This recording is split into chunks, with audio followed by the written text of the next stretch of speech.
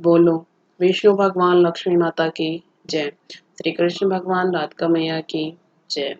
आज मैं वैशाख मास महात्म्य अध्याय 9 सुनाती हूँ। अगर आपको अच्छा लगे तो लाइक शेयर सब्सक्राइब जरूर करिएगा।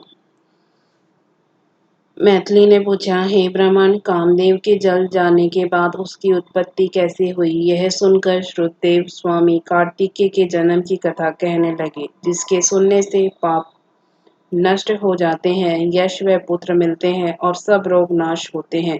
जब महादेव जी ने कामदेव को भस्म कर दिया, तब उसकी पत्नी रति मूर्छित हो गई और फिर चैत होते पर अनेक प्रकार से विलाप कर शरीर त्याग करने लगी और अंतिम क्रिया करने के लिए वसंत को बुलाया। वसंत ने आकर रति को समझाया कि आत्मघात करना धर्म का हेतु नहीं है, लेकिन रति के न मानने पर वसंत ने नदी के तट पर चिता बनाई और रति गंगा में स्नान कर संपूर्ण क्रियाक्रम से निश्चित हो सब इंद्रियों को रोक और मन को आत्मा में लीन कर चिता पर चढ़ने को उद्यत हुई। तब आकाशवाणी हुई कि हे कल्याणी, हे पति में अत्यंत प्रेम रखने वाली, तू चिता में प्रवेश कर मत कर।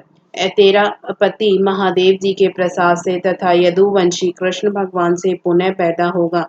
ऐसे कर्म से 2 जन्म होंगे। तब दूसरे जन्म में श्री कृष्ण ने से रुक्मणी के गर्भ से तेरा पति होगा, उसका नाम प्रद्युम्न होगा। तू ब्रह्मा के शाप से शंकर के घर में निवास करेगी, वही प्रद्युम्न नाम के तेरे पति से तेरा मिलन होगा। ऐसा कह आकाशवाणी समाप्त हो गई। तब रति ने चिता में प्रवेश नहीं किया। फिर सब देवताओं ने रति को वरदान देकर उसको शांत किया और कहा, हे काम प्रिय, तब अब तेरा पति अनंग कहावेगा और अंग वाले की तरह मरा हुआ भी दिखाई देगा। पूर्व कल्प में तेरा पति सुंदर नाम का राजा था। उस जन्म में तू भी उसकी पत्नी रजशंकर कारिणी हुई थी। इसी से तेरी यह दशा हुई है। अब तू वैशाख मास में प्रातःकाल मंदाकिनी नदी में स्नान कर मधुसूदन भगवान का पूजन कर और उनकी दिव्य कथा सुनकर ऐशुन्य शयन नामक का व्रत आरंभ कर। ऐसा करने से तेरा पति तुझे अवश्य मिल जाएगा, इसमें संदेह नहीं। रति को ऐसा वर दे। सब देवता अपने अपने स्थान को चले गए और रति भी कलेश से निर्वित हो गई। मेष की संक्रांति में गंगा स्नान कर ऐशुन्य शयन व्रत धारण करते ही उसे तत्काल कामदेव दिखाई दिया। पूर्व कल्प में भी वह बड़ा धर्मपरायण राजा था, मगर उसने वैशाख मास में कर्तव्य धर्म नहीं किए थे, इसलिए कामदेव परमात्मा का पुत्र होने पर भी अंगहीन हुआ। जब महादेव जी अंतर्ध्यान हो गए, तब पार्वती जी निराश खड़ी हो सोचने लगी कि क्या करूं। तब पिता हिमवान उन्हें अपने घर ले गया। पार्वती जी शंकर जी के रूप में गुणों को देख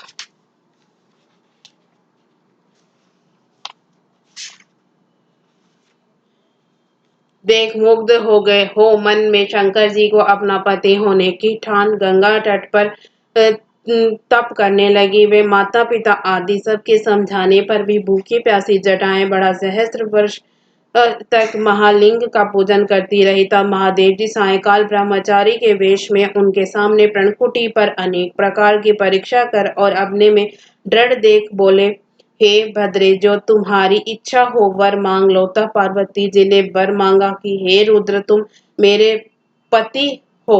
तत्पश्चात ऐसा ही हो गया। यह वर देकर सप्तऋषियों को बुला हिमाचल के पास भेजा। ये सप्तऋषि हिमाचल के पास पहुंचे और हिमाचल के पहुंचने पर बोले, हे राजन, तेरी कन्या पार्वती ने जो पहले दक्ष की पुत्री थी, अपने पिता के यज्ञ में शरीर त्याग कर तेरे घर में जन्म लिया है। इसका विवाह महादेव जी से कर दो। यह बात सुन हिमाचल बोला कि पार्वती महादेव जी को ही अपना पति बनाने को घोर तप कर रही है। मैं भी अत्यंत हर्ष से अपनी कन्या महादेव जी को दे चुका हूँ। अब अपना आप वहां पधारो जहां महादेव जी हैं। हिमाचल का उत्तर ले सप्तऋषि महादेव जी के पास जा और विवाह निश्चित कर चले गए। तब तो लक्ष्मी आदि सब देवियां तथा विष्णु आदि सब देवता बाराती बनकर चले और महादेव जी सब देवता मुनि 6 मातृका आदि को तथा भूत गणों को साथ ले बैल पर चढ़ चले। उनके आगे शंख मृदंग आदि अनेकों बाजे बजने लगे और वेद की ऋचा के पाठ होते हुए हिमाचल की पुरी में पहुंचे। तब शुभ लगन में शिव पार्वती का विवाह संपन्न हो गया, जिससे त्रिलोकी में आनंद छा गया। इस महोत्सव के पूर्ण होने पर शंकर जी पार्वती जी के संग स्वच्छंदता से हिमाचल के शिखर पर सहस्र दिव्य वर्ष तक रमण करते रहे। महादेव जी द्वारा पार्वती जी के साथ नित्य प्रति रमण करने पर भी गर्भ स्थित न हुई तो देवताओं को घोर चिंता उत्पन्न हुई कि हमारे कार्य की सिद्धि कठिन है। तब खूब विचार कर अग्नि को बुला उसका अत्यंत सम्मान कर जहाँ महादेव जी रमण कर रहे थे भेजा और कहा कि जब महादेव जी रमण कर चुके तब तू प्रकट हो सन्मुख चले जाना, जिससे वह पुनः रमण न करे, क्योंकि तुझे देखकर पार्वती जी लज्जा के मारे वहां से हट जाएगी। तब तू शिष्य होकर कामारी शिव जी से प्रश्न कर बहुत सा समय लगा देना। बहुत काल व्यतीत होने पर पार्वती जी के गर्भ से स्वामी कार्तिकेय का जन्म होगा। अग्नि देवताओं से विदा हो महादेव जी के पास गया, जिससे वस्त्रहीन पार्वती को बड़ी लज्जा उत्पन्न हुई और अमन छोड़ अलग हट गई। तब महादेव जी को बड़ा क्रोध हुआ और अग्नि से बोले, हे दुर्मते, इस सख लिए वीर्य को जो दुस्सह है तू ग्रहण कर, तेरे मुख से त्याग दूंगा।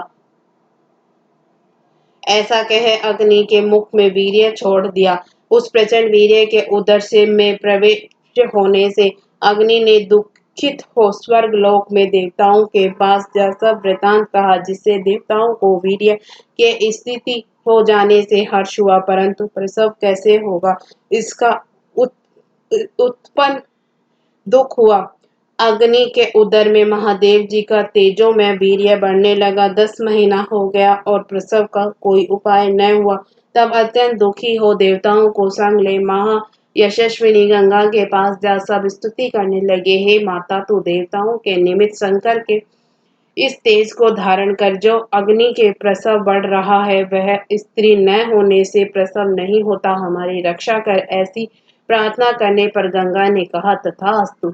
सब देवताओं के कहने से अग्नि ने गर्भ मोचन मंत्र से गर्भ का आकर्षण कर शंकर जी के तेज को गंगा जी में छोड़ दिया। यह तेज बड़ा दीप्तिमान और लोकों में असहनीय था। कुछ मास पर्यंत गंगा जी उसे सहन न कर सकी और जल सूख गया और रक्त कले वन दिखाई देने लगा। तब अत्यंत दुख से व्याकुल हो अपने उदर एवं गर्भ को त्याग दिया, जो सर्पतों से में गिरा। जहाँ विदीर्ण हो उस गर्भ के 6 भाग हो गए। तब ब्रह्मा जी की भेजी 6 कृतिकाएं आई। उन्होंने शरखंडों से विभिन्न संभव तेज के 6 भागों को ग्रहण कर 6 मुख का पुरुष बनाया, जिसका शरीर एक ही था। उसे बहुत दृढ़ कर दिया। यह पुरुषाकार 6 मुखी शरीर बहुत समय तक सरकंडों में वैसे ही पड़ा रहा, उसका कोई रक्षक नहीं था। एक दिन बैल पर चढ़े हुए महादेव पार्वती जी उसी स्थान से होकर श्रीशैल जा रहे थे कि सहसा पार्वती के स्तनों से दूध की धार ढरकने लगी। तब विस्मित हो पार्वती ने महादेव जी से अकस्मात स्तनों से दूध बहने का कारण पूछा। महादेव जी बोले, तेरा पुत्र यही नीचे पड़ा है।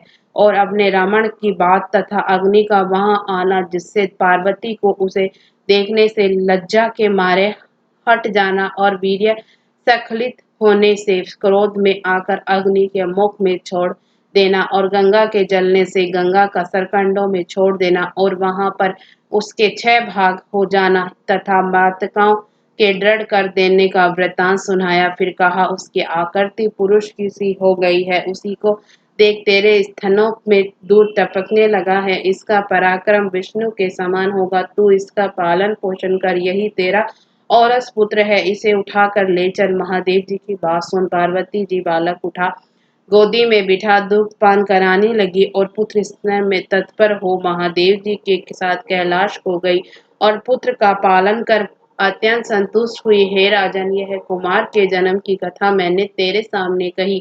इसे नित्य प्रति सुनने से उनके पौत्र पौत्रादि की वृद्धि होती है, इसलिए वैशाख मास में धर्म करने से स्त्रियों का विधवा योग मिट जाता है तथा अत्यंत पुण्य होता है। इसी के प्रभाव से अनंत कामदेव भी सांग हो गया। जो लोग इस मास में बिना स्नान दान किए बिता देते हैं, उन्हें बहुत से धर्म करने पर भी अनेक दुख भोगने पड़ते हैं। इसलिए यही एक माह संपूर्ण धर्मों के करने के लिए हितकारी है। इसके साथ ही 9वां अध्याय समाप्त हुआ।